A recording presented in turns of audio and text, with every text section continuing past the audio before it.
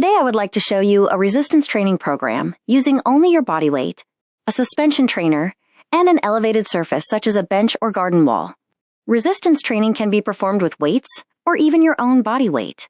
Using your body weight as resistance is also known as calisthenic exercise. This may include exercises on the floor or bench, on parallel bars, a pull-up bar, or a suspension trainer.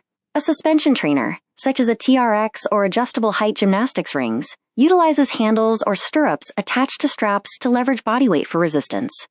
Instead of having to go to a gym, a workout consisting of bodyweight exercises allows you to work out almost anywhere. The trick is knowing how to make granular adjustments to the resistance so you can continue to progress, whatever your training goal. Studies show many benefits of resistance training. This can include improving the way you look by reducing body fat and increasing or maintaining muscle, resulting in a more toned and athletic look. Resistance training also strengthens muscles, bones, and joints, and enhances athletic performance and reduces athletic injuries. Resistance training has various health and psychological benefits. It has been shown to boost energy levels, improve cognitive function, and enhance mood and sleep quality, leading to a greater sense of vitality and well-being. Studies also demonstrate how exercise can help manage mild anxiety or depression. As a beginner or someone resuming a resistance program after a break, it's important not to perform too many exercises or push yourself too hard initially. The main goal in starting a new program is to make it challenging enough to reap a training effect while still making the new experience enjoyable, so you'll be more likely to implement exercise into your daily routine. Progress can be made with only modest effort and time as your body continues to adapt to your program. Pushing yourself too hard at the beginning may make it less likely for you to stick to your program in the long term, at least until you build up a tolerance to the new program and are in the habit of exercising. Instead, as you continue to work out regularly, you can gradually increase intensity as you progress, pushing yourself closer to your upper rep limit for each workout set. Soon you'll begin to add exercises and eventually progress to more challenging exercises. Over time, you'll be more likely to look forward to your workouts and make resistance training a regular part of your schedule. Here are other tips for starting a new workout program and sticking to it. Plan to work out at a convenient time of day with the fewest distractions, ideally aiming for the same time of day on 2 to 3 non-consecutive days. Occasionally, other obligations can get in the way of your planned workouts. Protect this time, but also be flexible when you absolutely cannot make your regularly scheduled time. Listen to motivating music, something that gives you more energy. Also consider finding a workout partner, someone who's willing to keep to an agreed-upon schedule and make workouts more enjoyable. For maximum progression, keep a training log. This will allow you to keep track of where you left off and allow you to monitor your progress for each exercise. If you were training with weights, you would record the weight you lifted and increase it slightly when you were able to perform more reps. With calisthenics and suspension training exercises, you'll instead record measurements such as the height of a step bench or the length of a strap and foot position. For each exercise, you'll find a position allowing you to perform about 8 repetitions, or reps for short. You will soon be able to perform more reps as you get stronger. Once you can complete 12 reps of an exercise with good form, it's time to adjust the exercise slightly to increase the resistance, so you can only perform closer to 8 reps. You can achieve this by adjusting the body angle or position, or by progressing to a slightly more difficult exercise variation. Ideally, the new exercise adjustment or variation should allow you to complete around 8 reps again. It's important to record these progressions in your workout log immediately after achieving the upper repetition range, so you'll remember to make these granular progressions during your next workout. A tape measure can be used to determine the strap length as well as your feet or hand position relative to the plumb line of the suspension trainer, just below the suspension trainer's anchor. Foot or hand positions in front of the plumb line will be recorded as positive measurements, whereas foot or hand positions behind the plumb line will be recorded as negative measurements. During most workouts, challenge yourself by attempting to achieve an additional rep in good form. Keep in mind that you may not be able to achieve more reps every workout, particularly as you continue to perform the same exercises over several weeks. That's one reason you should change your program periodically. The program I'll show you today progressively introduces new exercises and has you swap out exercises as your strength increases. Changing your program up like this also keeps things fresh, so you're less likely to grow bored of your program. See exrx.net for bodyweight-based workout templates. Before starting your bodyweight resistance workout, take a brisk walk for 5 or 10 minutes as a general warm-up. This could be around the block or a walk to the park where you might choose to work out. Now you'll be ready to perform the bodyweight resistive exercises. At this stage, we'll only perform 3 bodyweight exercises: Studies show that most people are more likely to stick to a new exercise program consisting of fewer exercises, particularly when beginning. In an effort to improve your chances of establishing a routine, we'll take the same approach by performing only 3 exercises. These 3 movements will involve multiple muscles, including the largest muscle groups. The bodyweight exercises include suspended squats or step-ups, suspended rows, and suspended push-ups. These 3 exercises emphasize the larger muscles of the body. They also involve multiple assisting muscle groups, since these basic exercises involve 2 or more joint movements, also known as compound exercises. After a few weeks, you'll progressively introduce additional exercises targeting smaller muscle groups only after you've established a regular routine. The first exercise is suspended squats. If you can't do about 6 to 8 of these squats at first, no worries. You can step forward and lean back to make the exercise easier. Alternatively, you could try doing partial squats, so not going down as far, until you build up your strength so you can progressively go deeper. Once you can do 12 reps of full upright squats, you can instead perform step-ups. When first trying step-ups, find a platform with a height that's well below your knee. Try that height to determine if it's challenging enough to perform 8 to 12 reps. Then, record the height of the step-up platform. Gradually work your way up to a higher step as you are able to complete 12 reps. As with all other resistance training exercises, you may have to look around to find platforms of progressively higher heights so you can gradually progress. This might be a garden wall or benches at varying heights. Your second exercise will be suspended row. Record the strap length and the foot position. As a beginner, start in a nearly vertical position, with handles close to the body. Again, whenever 12 repetitions can be achieved, progressively position the body more horizontally. This can be accomplished by incrementally increasing the length of the strap and positioning the feet slightly forward. Your final exercise for this initial phase is suspended push-ups. Record the strap length and foot position. As a beginner, start in a near vertical position with arms extended. As soon as you can perform 12 repetitions, position your body a bit more horizontal. This can be accomplished by incrementally increasing the length of the straps and stepping back slightly. Here's the first phase of a beginning workout shown with sample starting positions. The measurements will likely be different for you depending upon your body size, suspension trainer design, and the height of your suspension trainer anchor. Once 12 reps are achieved, record a slightly more challenging measurement to the right of the previous measurements. You can see, according to the arrows, which directions your measurement should progress to gradually adjust the resistance for each exercise. Remember that feet position forward of the anchor is recorded with positive numbers, whereas positions behind the anchor are recorded with negative numbers. The next phase is adding exercises to your workout. After a couple of weeks of consistent training, typically 2 to 3 non-consecutive days per week, gradually incorporate a few new exercises to target smaller muscle groups like the hamstrings, side delts, low back, and abs. Again, you'll be more likely to continue working out on 3 non-consecutive days by keeping the number of exercises low as you continue to reinforce the habit of working out regularly. Therefore, it would be best to introduce new exercises to your workout routine, only one at a time. This approach allows you to focus on mastering each new movement while ensuring that you ease into a longer workout gradually. As with all the exercises already performed, continue recording a slightly more challenging measurement for any exercise as soon as you're able to achieve 12 reps. This will allow you to remember using the most appropriate resistance for each exercise. At this point, you have likely progressed to performing the step-ups at a higher elevation. Continue progressing on step height. However, if you're still unable to perform a full squat, continue gradually progressing on squat depth as you complete 12 reps. Add the suspended leg curl to your workout in phase 2. Record the strap length and foot position.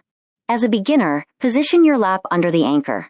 Whenever 12 repetitions can be achieved, progressively position the body further back.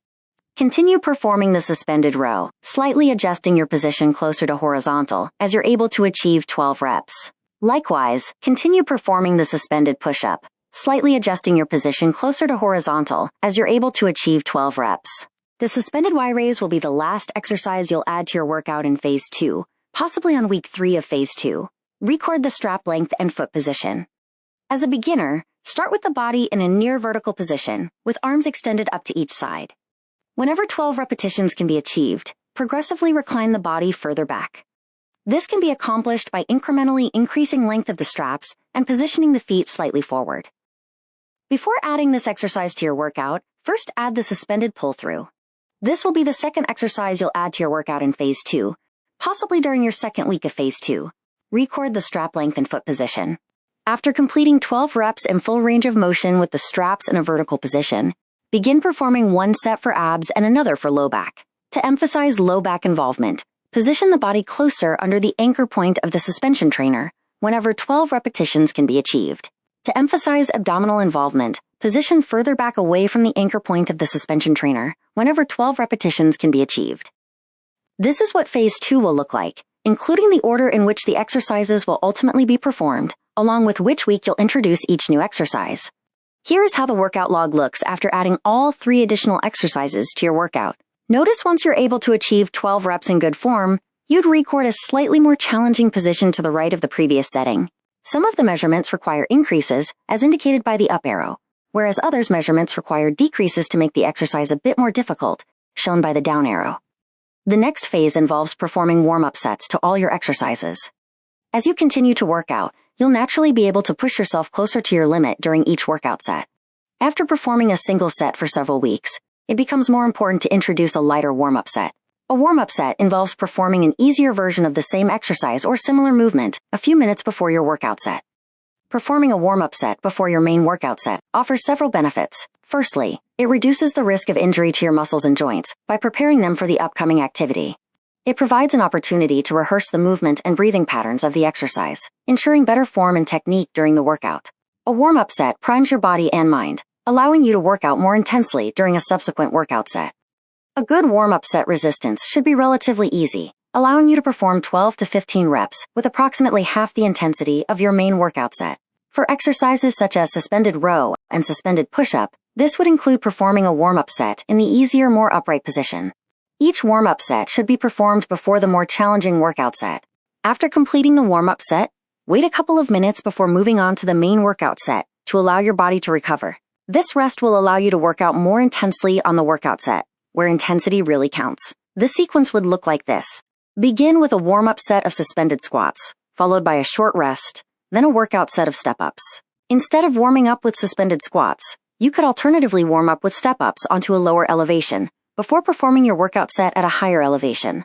Next, perform a warm-up set of suspended row in a near vertical position, similar to the position you started when you first performed this exercise. After your warm-up set, rest for a few minutes while you adjust the straps and determine your foot position. Then perform a workout set in whichever more challenging reclined position you had last recorded for your workout set for Phase 2. Likewise, move on to a warm-up set of suspended push-ups in a near vertical position. After a few minutes, perform a workout set in the more challenging angled position in which you had left off in Phase 2. Now warm up on the suspended Y raise in a near vertical position. Then do a workout set in a more challenging reclined position, whatever you last performed, for 8 to 12 reps. Your last warm-up set will be the suspended pull-through, with the strap starting in a vertical position. This will serve as a warm-up for both your low back and abs. After a few minutes rest, perform a workout set for low back by positioning the body closer under the anchor point of the suspension trainer and concentrate on extending the body fully. Finally, finish off with a workout set for abs by positioning the body further back from the anchor point of the suspension trainer. In this position, concentrate on pulling the hips back while flexing the spine. Here's how Phase 3 of the workout might appear, with the additional warm-up sets performed before each workout set. Notice we've continued to progress since adding the warm-up set. Moving on to Phase 4. At any point during the first 3 phases, if you're able to perform 12 reps at the hardest position on one of the first 4 exercises, switch that movement out for the respective more challenging exercise. For example, once you're able to complete 12 reps of step-ups at a height just above the knee, graduate to the suspended pistol squats instead of performing the step-up. After 8 to 9 weeks from starting this program, go ahead and try the more advanced movements for your workout set instead of the original exercises if you have not already graduated to any of them. During this trial, if you're not able to perform close to 8 reps on any of them, simply go back to the original exercise. Your workout incorporating the new exercises for Phase 4 would look like this. Warm up with a set of suspended squats, 12 to 15 reps. To continue progressing beyond step-ups, incorporate suspended pistol squats. Record the strap length and foot position. As a beginner, angle your body back as far as possible without sliding forward. For this reason, you'll need to stand on firm ground offering sufficient traction. Whenever 12 repetitions can be achieved, progressively angle the body slightly more upright by placing the foot slightly further back. Next, warm up for the more advanced suspended straight hip leg curl. Since this will be a more advanced movement, Start out again sitting close under the suspension trainer, a low position hanging just above hips or lap. Record the strap length and foot position. For your workout set, make the leg curls more difficult by keeping your hips straight. Since this is a more advanced movement, start out again sitting close under the suspension trainer, a low position hanging just above hips or lap, then record the strap length and foot position. Whenever 12 repetitions can be achieved, progressively position the body further back. If you have not yet built up enough strength to perform this more advanced version with hips kept straight, continue with the standard suspension leg curl, with the hips bending in the position you left off in the last phase, but only after your warm-up set performed closer under the suspension trainer. Instead of suspended row, try suspended self-assisted pull-up. For your warm-up set, assist more with your legs so you're able to perform 12 to 15 easily. Then after resting for a few minutes, assist only enough to complete 8 to 12 reps. If you're able to perform 12 reps, rely a bit less on the assistance from your legs until you're able to complete closer to 8 to 10 reps. Some stronger individuals may eventually be able to perform this movement with no assistance, in which case they would be performing bodyweight pull-ups using handles positioned much higher up. Instead of suspended push-up, give suspended self-assisted dip a try. As with many new exercises, you may feel a bit uncoordinated initially. You'll generally feel more comfortable with new movements after a few workouts. Unlike the other suspension exercises, this movement requires a dual anchor suspension trainer or gymnastic rings with adjustable length straps, not the single anchor suspension trainer such as TRX. Just like assisted pull-ups, assist more with your legs on your warm-up set so you're able to perform 12 to 15 easily. Then after resting for a few minutes, assist only enough to complete 8 to 12 reps. If you're able to perform 12 reps, rely a bit less on the assistance from your legs until you're able to complete closer to 8 to 10 reps. Continue on with suspended Y-rays, beginning with a warm-up and finishing with a workout set in their respective adjustments. Whenever you're able to perform 12 reps, continue to adjust your workout measurements so you're once again able to complete closer to 8 reps. Finish off your workout with the suspended pull-throughs. After performing a warm-up set of suspended pull-through with the feet under the suspension trainer, conclude with a workout set of the suspended pull-through targeting your low back positioned under the anchor, and another set targeting abs positioned further back away from under the anchor.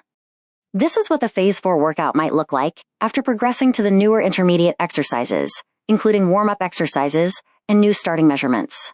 Again, your measurements will be different depending on various factors such as anchor height, as well as your individual height, body proportions, and strength level. These are our sample full-body bodyweight programs, utilizing progressive resistance training principles, taking you from a beginner to an intermediate level. Don't be afraid to switch things up if something doesn't feel quite right after trying it out for a few workouts. And hey, working out doesn't have to be a drag. It's all about making it fun yet challenging enough to make it interesting. After completing a few more weeks on Phase 4, spice things up again by selecting new exercises, one per major muscle group or movement pattern. It's all about keeping things fresh and exciting yet sticking to a program long enough to see progress, just enough to keep that workout momentum going strong. Please find links to the workouts for each phase below. Also, find other workout templates and a corpus of other exercise information endorsed by leading organizations.